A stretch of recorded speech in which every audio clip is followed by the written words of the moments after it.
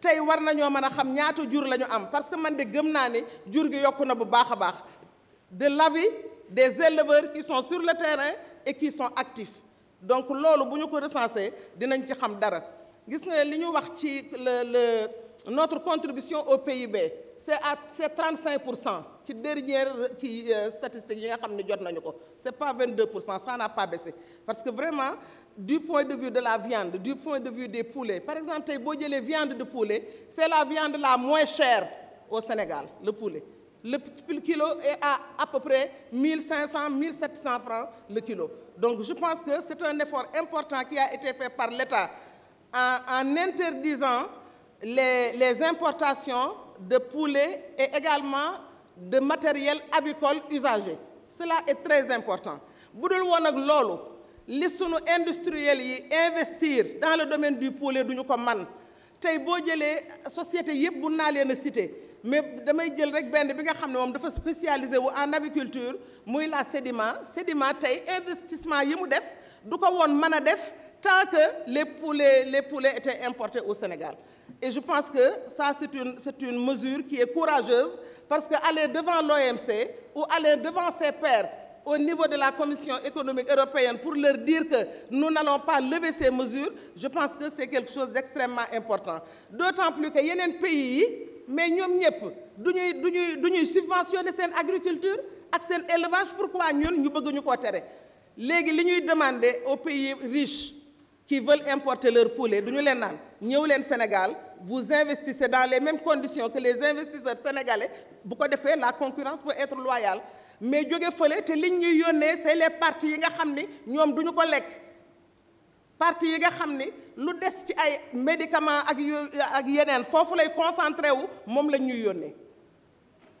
donc loolu aussi il faut qu'on fasse très attention et puis un secteur boo nga xam ne en l'espace de 4 ans généré nga près de 60 000 emplois 30 000 emplois directs ak 30 000 indirects mais loolu c'est très important il faut qu'on préserve ce noyau là et puis ñëpp jàpp ci ñu liggéey ci beneen bi l'autre point c'est le vol de bétail on a renforcé la peine l'année dernière bi ñu fi ñëwee ci budget bi ci la ñu benn député je crois qu'il était de la ville de Saint-Louis c'était un avocat aussi qui a attiré notre attention sur voilà maître Abou Talib Gueye qui a attiré notre attention sur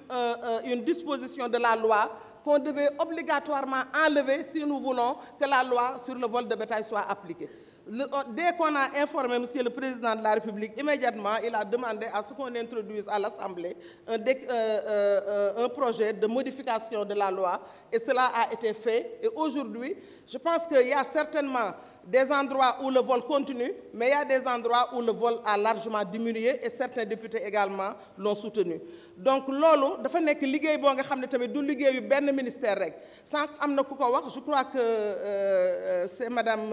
Yacine Ndaw vol bi xam nga bu ñu toogee ñuy discuter nga ni ñiy sàcc ñun la mais du ñu la war a jël yóbbu ñun ñooy sàcc ñun ñooy sàcc yi ñun ñii ñooy sàcc yi parce que ci seeni doom la ci seeni jarbaat la seeni sët ñooy dikk jël seen jur yóbbu bu ñu leen jàppee bu ñu leen yóbboo tëj leen seen bopp la ñu tëj mais léegi nag je crois que ñun ñëpp duñ cee war a wut pexe mi mooy moo tax président de la République ni prochaine journée nationale de l'élevage le 23 décembre à Kolda thème bi mu jël mooy lu jëm ci nan la ñuy xeexe avec le vol de bétail ba pare nag teg ay parce que suba ci la ñu war a def la réunion du comité scientifique ci loolu taxawal vraiment ay mesures yoo nga xam ne bu soobee yàlla mbir mi dina wàññeeku déjà ñu ngi commencé donc di ci réfléchir te gëm nañu ne de bu ñu demee ba ca kanam du ma ni de à 100% dinañu xeex le vol de bétail mais na ci ñëpp dugal seen loxo rek parce que ki nga xam ne mooy sàcc jur gi fa ma koy rawalee souvent c'est au niveau de l'abattage clandestin donc ki nga xam ne mooy pisteur ñi leen di indi par exemple boo sàccee oto bi nga ko dugal ña nga xam ni ka koy dowal ña nga xam ni fa la ñu ko reyee ñooñ ñëpp aujourd'hui ils sont concernés par le vol.